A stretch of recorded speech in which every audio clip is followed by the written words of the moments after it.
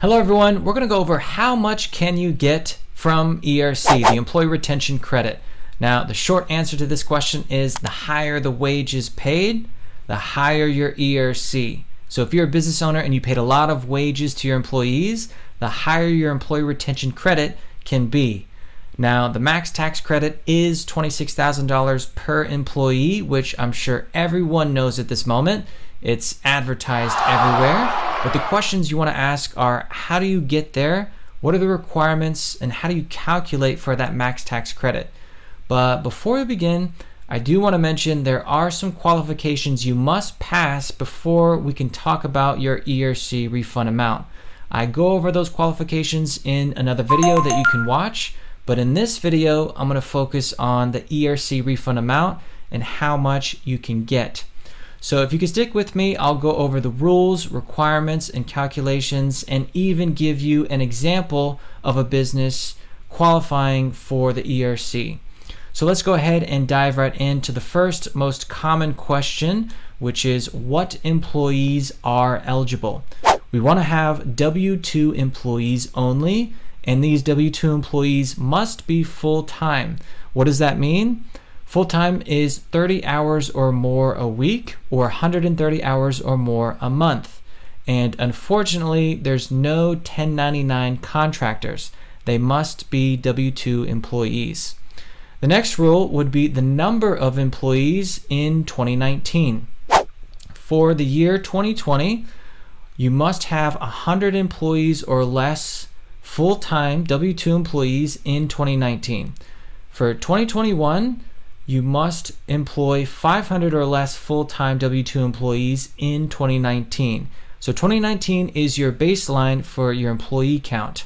Let's just say, for example, your business has 80 full-time W-2 employees in 2019. You will qualify for both 2020 and 2021 because you are under the threshold of 100 employees or less, and you are obviously under the threshold of 500 employees or less for each individual year.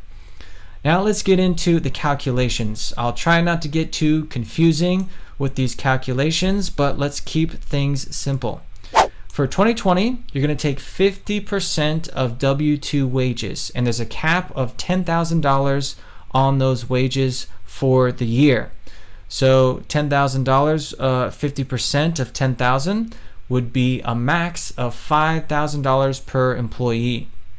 For 2021, we're going to take 70% of the wages paid. And again, we have the same cap of $10,000, but this time it's per quarter. So 70% of $10,000 would be $7,000 per quarter, and it's only for the first 3 quarters of 2021. This brings you to a max of $21,000 per employee.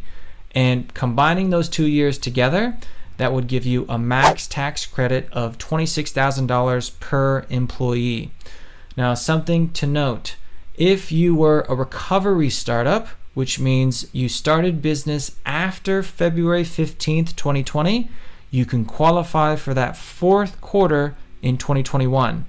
There's something called the ERC Reinstatement Act, which is a bill that would add back in the 4th quarter of 2021 for majority of businesses, especially the ones who were not recovery startups. But this is a bill, and it has to be voted on, and it has to pass through the House, the Senate, and President in order to get to pass legislation. So who knows when or if that will even happen, but as it stands now, you can only qualify for the last 3 quarters of 2020 and the first 3 quarters of 2021 if you are not a recovery startup. Now let's go ahead and get into an example of a restaurant business qualifying them for the ERC refund. Let's say this restaurant business has 10 W-2 full-time employees in 2019. That qualifies them for both years of 2020 and 2021 because, remember, we are under the threshold employee count of 100 and 500. Let's say each employee was paid $20,000 in W-2 wages for 2020 and 2021. This hits the wage caps for both years, which qualifies them for the max tax credit of $26,000 per employee. And remember, we get to this $26,000 by adding $5,000 per employee for 2020 and $21,000 per employee for 2021 together to get to this $26,000. So we're going to multiply the 10 full-time employees by 26,000. This brings us to our max tax ERC refund amount of $260,000.